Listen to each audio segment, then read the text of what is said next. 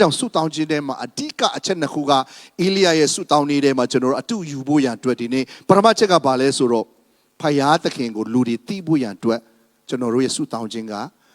ဖယားကနားညောင်းမှာဖြစ်တယ်။ဖယားသခင်ကိုလူတွေမြင်ဖို့ဆိုရင်အဲ့ဒီဆုတောင်းခြင်းကိုဖယားကအလင်းငင်းလည်းမရှိဘူး။ဆုတောင်းခြင်းကိုနာကျွန်တော်တို့ရဖို့ရန်အတွက်ဖယားနာခံတဲ့ဖယားအဖြေပေးတဲ့ဆုတောင်းခြင်းအချက်နှစ်ချက်ဒုတိယချက်ကဘာလဲဆိုတော့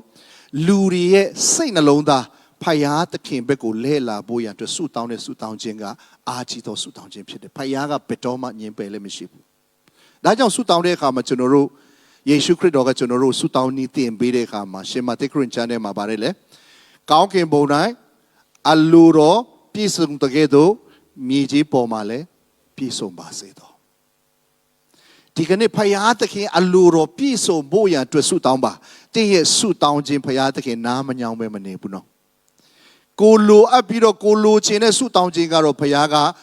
နားညောင်းခြင်းမှနားညောင်းမယ်မပေးဖို့လို့လည်းမဟုတ်ဘူးပေးဖို့ရန်အတွက်လည်းဂတိမပေးထားအောင်ဒါပေမဲ့သူ့ဘုန်းတော်နဲ့သူ့နာမတော်ကိုထောက်ပြီးတော့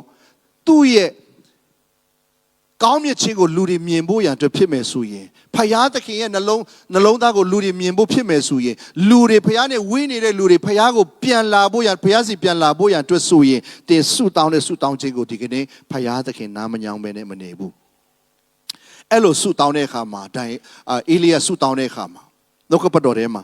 အခန်းကြီး38ကနေ30ကိုဖတ်ရအောင်ထာဝရဘုရား၏မီးသည်ကြသဖြင့်မီးရှို့ရာရစ်အဆရှိသောထင်းကြောက်မြေမုံကိုလောင်၍ကျုံ၌ရှိသောရေကိုလည်းခန်းချောက်စေ၏လူအပေါင်းတို့သည်မြင်လျင်ပြက်ဝတ်၍